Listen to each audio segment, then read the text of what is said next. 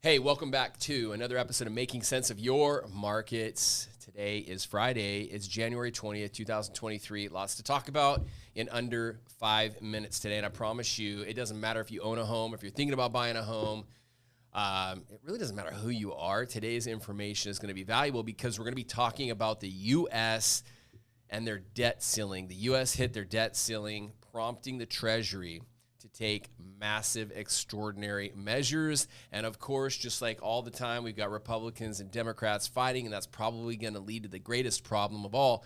But I'm going to explain what this means to you, what it means to me, the markets, and I'm going to try to simplify it at a fourth grade level. So bear with me here. But before I talk about today's message, every single week, I try to get you an update on mortgage rates. Okay, are they up or down week over week? And they're down again. So we're looking at right around 6.125 to 6.375 for 30-year fixed rates. Remember, this is not a rate quote. It's just a range. But the good news is since October 16th, we have had almost 10 consecutive weeks of decreasing mortgage rates, with the exception of 1 week, okay? So 9 out of the 10 last week since October 16th, we've seen improved interest rates. That is good news because of this. I believe that we have crested the peak of 7.75% 30-year fixed rates in October, and we've been coming down the backside of the mountain ever since. What does that mean for you? It means for home buyers that, one, you're going to save money on your mortgage. That's what people focus on. I don't focus on that. What I believe is that as rates continue to drop, you're going to see the housing market pick up. And we've seen exactly that over the weekend. This last weekend, we had 5 pre-approval letters go out.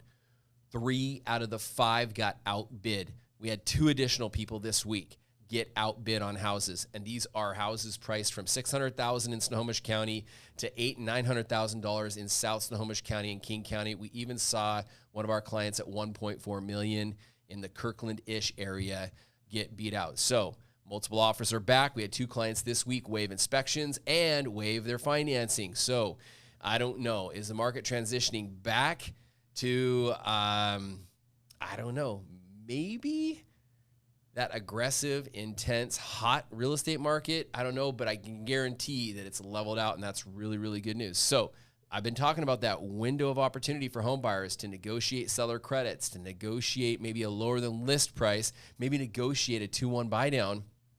That window of opportunity based off of data, experience from people that are doing mortgages at a high level and are out in the trenches. I'm seeing that window of opportunity shrinking just a little. So not saying this to scare you, just trying to give you an update from the trenches. All right, so then as far as today's message, the U.S. debt ceiling, what I want to do is I want to read. I made some notes here, and I want to read this to you because I think it's really important. What you're going to find out if you were to Google and study what does this actually mean. So what happens, what's the Treasury going to do to temporarily avoid a default? Or what if the U.S. defaults on their debt? What does that mean?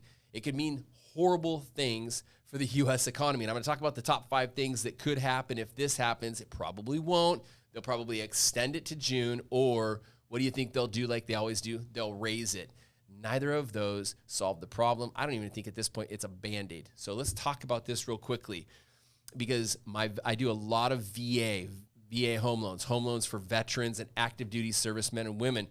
And one of the things that Janet Yellen came out and said this last week on how they're going to cut back or make room to temporarily avoid the default on their budget is, and I'm going to read this, they're going to suspend reinvestments of the Civil Service Retirement and Disability Fund and the Postal Service's Retiree Health Benefits Fund. Holy crap. If you Google the Civil Service Retirements and Disability Fund, what is that?